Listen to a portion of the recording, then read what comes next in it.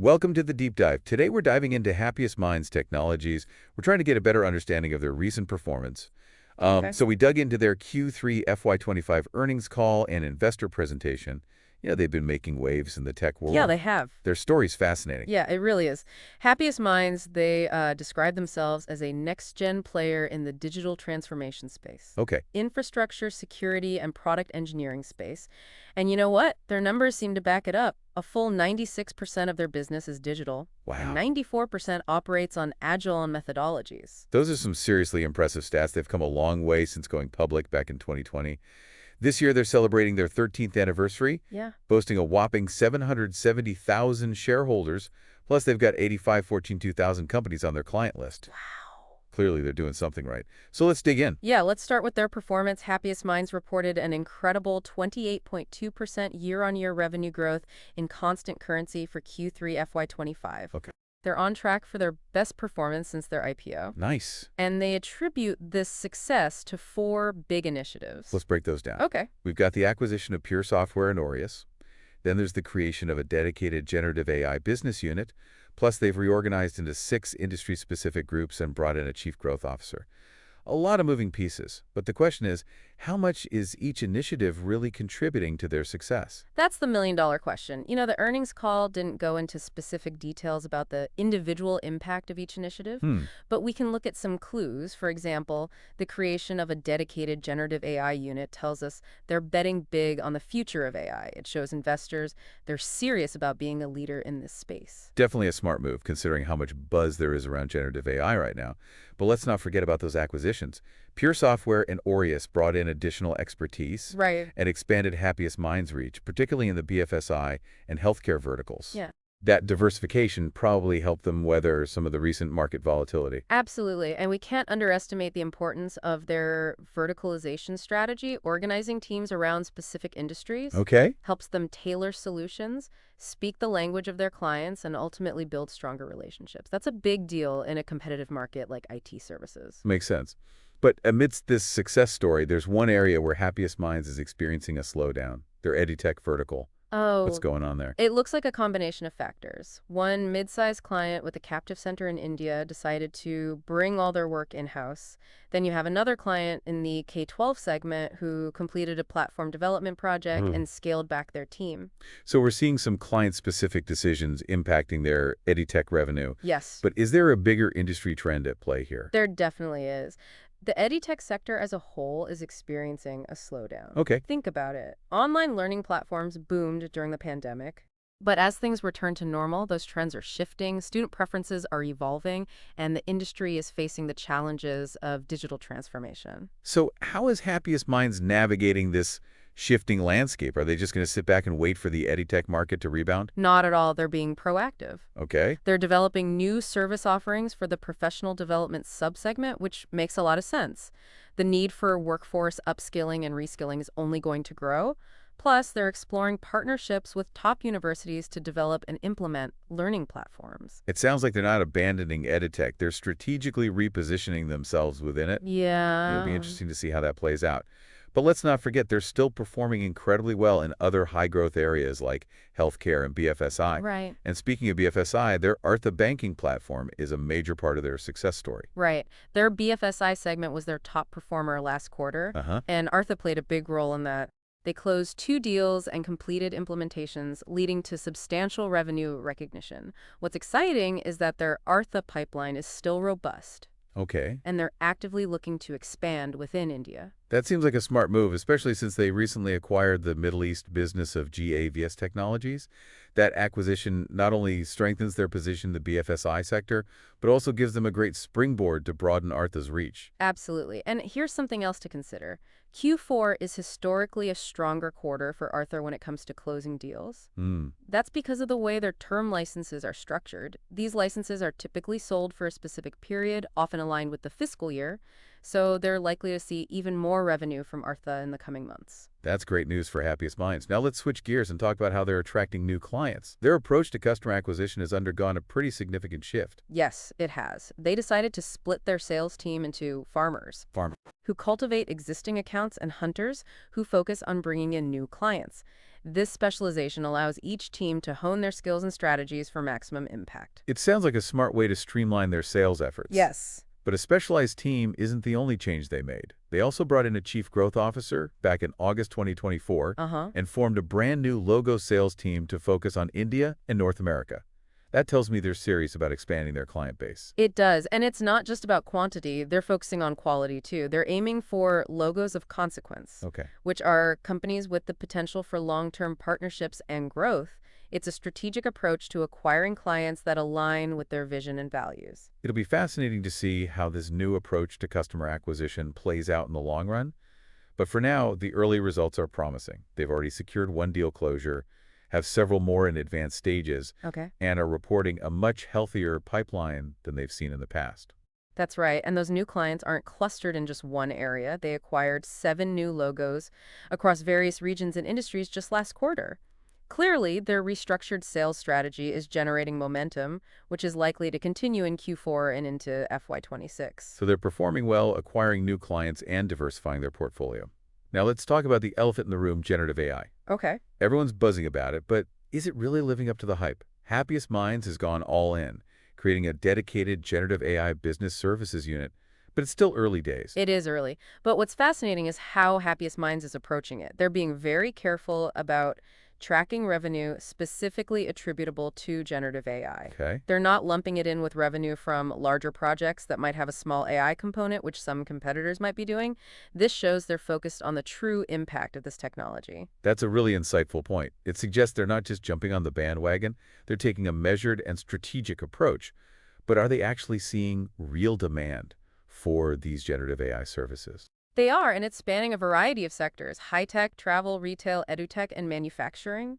It seems like companies are starting to realize the potential of generative AI to not only improve their efficiency and productivity, Yeah. but also to gain a competitive edge. Right now, it seems like a lot of companies are still in the exploratory phase, Right. testing the waters with proof of concepts Yes. before diving into full-scale implementations. Yes, and Happiest Minds is right there with them. They've got about 15 proof-of-concept projects in progress. Wow. And they're anticipating an 80% conversion rate, which is very promising. This indicates that the interest is translating into action, which should lead to a tangible increase in revenue over the coming quarters. They even shared a really cool example of a project they've developed, an investor relations bot that leverages a large language model to access financial information on company websites. That's a fantastic illustration of how they're applying generative AI to real-world problems. This bot can sift through huge amounts of data Wow. to provide specific answers and insights. It's a practical application that goes beyond the hype and demonstrates the potential of generative AI to revolutionize how we access and analyze information. Now let's shift gears and talk about their financial health. Happiest Minds has invested a lot in their generative AI unit. Yes. The new sales team structure and the verticalization strategy, you'd think that might strain their margins, but that doesn't seem to be the case. You're right. They've managed to keep their EBITDA margins within their targeted range of 20–22% despite all of these investments. That's impressive. Part of it is due to currency fluctuations working in their favor, but they're also actively trying to improve their utilization rates, aiming to increase them from 78% to 80%. Those are great signs. But they did mention facing some margin pressure from the cost of those growth initiatives and wage increases. Right. It's a delicate balancing act, but so far they seem to be managing it well. Absolutely. And remember, their ARTA platform contributes positively to their margins with its high-margin licenses. For the last 9 months of FY25, they've exceeded their guidance numbers, and they're confident about closing the year within that 20–22% range. So while there are some pressures, their overall financial performance looks very solid. Exactly. And looking ahead to next year, they're projecting double-digit organic growth, Okay. driven by their transformational agenda and what they see as an improving demand environment. They have a lot of reasons to be optimistic about the future. So we've seen that Happiest Minds is performing exceptionally well, making smart moves to adapt to market shifts and strategically positioning themselves for future growth. Yeah. But what does this all mean for you? Stay tuned for part 2 of our deep dive, Yes. where we'll explore their strategy and financials in more detail. Welcome back to our deep dive into Happiest Minds Technologies. Last time we talked about their impressive growth and strategic initiatives, but we'd be remiss if we didn't explore the company's culture and commitment to its employees. After all, they're called Happiest Minds for a reason, right? Yeah, it's a name they certainly seem to live up to. Their 2024 Integrated Annual Report ranked 42nd globally Wow. and received both gold and silver awards from the League of American Communications Professionals, LACP. That's a significant achievement. It is. It really speaks to their commitment to transparency and stakeholder engagement. And it's not just external recognition they're getting. They were also named one of India's top 100 best workplaces and a top company for women in India by Avtar and Saramount. That's a powerful combination. Yeah, it shows they're focused on building a positive and inclusive culture internally, which is crucial for attracting and retaining top talent in today's competitive job market. And it's not just good for employees, it's good for business. Happy employees often translate into happy customers, which ultimately drives success. So let's shift gears a bit and delve into their financial performance. We touched upon their strong EBITDA margins, but what about their overall profitability? Their net profit margins have consistently hovered around 15%, which is a healthy figure for the IT services industry. Okay. However, we did see a slight dip to 9% in the last couple of quarters. A dip is never ideal, but is it cause for concern? Not necessarily. This can be attributed to a couple of things. First, they've been investing heavily in their growth initiatives, which we discussed earlier. Right. Those investments require upfront costs that can temporarily impact profit margins. Second, there were some non-cash charges related to their recent acquisitions. These are accounting adjustments that don't reflect actual cash outflow, but can still affect reported profitability. So a temporary dip that's understandable given their strategic investments. Overall, their profitability still looks solid. Yeah.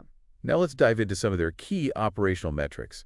They mentioned a high free cash flow conversion ratio. What exactly does that mean and why is it important? This ratio tells us how efficiently a company converts its net income into free cash flow, which is the cash left over after covering operating expenses and capital expenditures. Okay, It's a crucial indicator of financial health and flexibility. so a higher ratio is better. Exactly. It means the company is generating plenty of cash to reinvest in growth, pursue acquisitions, or even return value to shareholders through dividends or share buybacks. Happiest Minds has consistently maintained a ratio above 95%, which is fantastic. It gives them a lot of options and demonstrates strong financial management. That financial strength is definitely a big plus.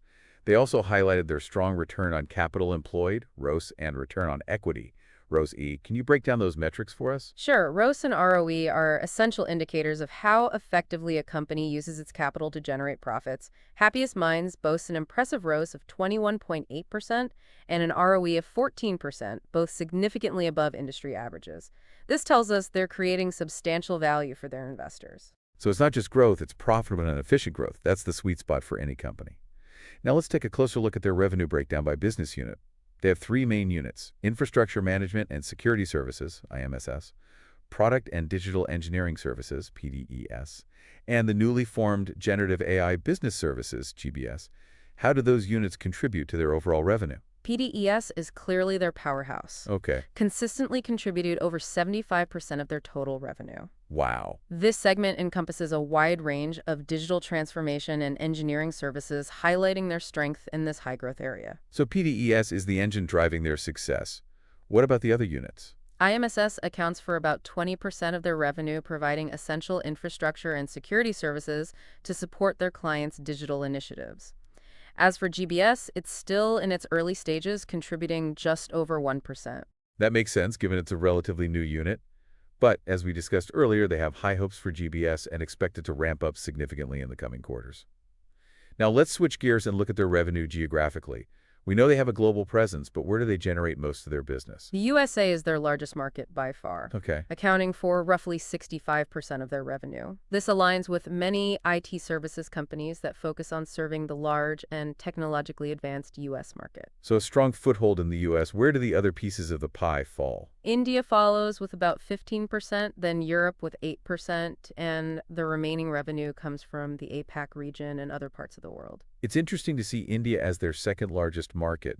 Does that tie into their strategy for expanding the Artha platform, which we talked about earlier? Absolutely. They see a huge opportunity for Artha within India's rapidly growing financial services sector. Makes sense. And their strong presence in the Indian market gives them a natural advantage. Now let's break down their revenue by industry vertical. Which sectors are driving their growth? That's a key piece of the puzzle. It'll tell us where they're focusing their efforts and which industries are most receptive to their services. Their top three verticals are BFSI, EdTech, and healthcare. BFSI currently leads the pack, contributing around 23% of their revenue. Okay. Then comes EdTech at 17%, followed closely by healthcare at 16%. And interesting that EdTech is still a major contributor despite the slowdown we discussed earlier. They must have built a strong foundation in that market. They have, and despite the current challenges, they're not backing away from EdTech. They're strategically repositioning themselves within the sector, focusing on professional development and university partnerships, as we discussed earlier. That's a smart move, especially considering the long-term growth potential of EdTech. Right. And their focus on the high-growth healthcare sector seems to be paying off as well. Definitely. They also have a significant presence in high-tech retail, CPG, travel media, and entertainment and industrial manufacturing. This diversified vertical mix helps them mitigate risks associated with any one industry experiencing a downturn. It's like the old saying, don't put all your eggs in one basket. Now let's talk about their client concentration. How reliant are they on a few large clients? Happiest Minds has a well-diversified client base. Their top 20 clients contribute about 55% of their total revenue, which is a healthy level of concentration. They're not overly dependent on any single client, which reduces their exposure to risk. That's a good sign. It indicates they built strong relationships with a wide range of clients. Exactly. And speaking of strong relationships, they have an impressive track record of repeat business. A whopping 95% of their revenue comes from returning customers. Wow, that's a testament to their ability to build lasting partnerships and deliver high-quality services. It also speaks to their commitment to customer satisfaction, which aligns perfectly with their Happiest Minds philosophy. It seems like they're living up to their name in more ways than one. Now let's shift gears and talk about their acquisition strategy. They've made 3 acquisitions in recent years: Pure Software Aureus and the Middle East business of GAVS Technologies. What's the rationale behind these acquisitions, and how do they fit into their overall growth strategy? These acquisitions are all about strategic expansion and enhancing their capabilities. Pure Software and Aureus broadened their service offerings and geographic reach, particularly in the BFSI and healthcare verticals, which are key growth areas for them. So it's not just about getting bigger, it's about getting better. Exactly. The GFS Middle East acquisition further strengthens their position in the BFSI market and provides a foothold in a new region aligning with their global ambitions. It seems like they're carefully selecting acquisitions that align with their strategic goals rather than just chasing any opportunity that comes along. You're right, and they're not just buying companies, they're effectively integrating them into their existing operations. They've successfully brought these companies under the one Happiest Minds umbrella, creating a unified and cohesive organization. That's a crucial step for realizing the full value of any acquisition. Now let's talk about their commitment to innovation. They've been recognized as a leader in several key technology areas, including cloud services, digital workplace services, and Microsoft Azure services. What does this tell us about their approach to technology? It shows they're not content with simply keeping up with the latest trends. They want to be at the forefront of technological advancements. Okay. They're investing in cutting-edge technologies like generative AI, cloud computing, and data analytics to provide their clients with the most innovative and effective solutions. So they're not afraid to embrace new technologies and push the boundaries of what's possible. That's a key differentiator in today's rapidly evolving tech landscape. Absolutely. Their focus on innovation is not only attracting top talent, but also driving customer satisfaction and loyalty. It's a win-win situation. Now let's touch upon their environmental, social, and governance, ESG performance.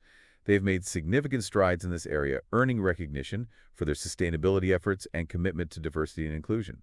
What does this say about their values as a company? Well, ESG has become a critical factor for investors and customers alike.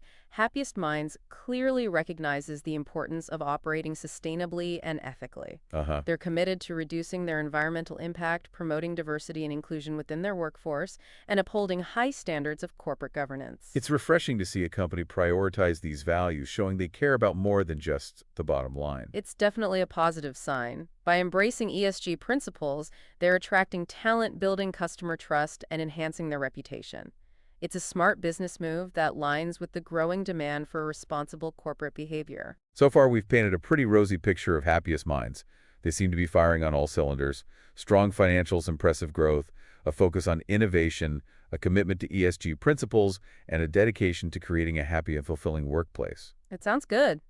But no company is perfect. What challenges do they face? What potential risks could impact their future success? Despite their many strengths, Happiest Minds isn't immune to challenges.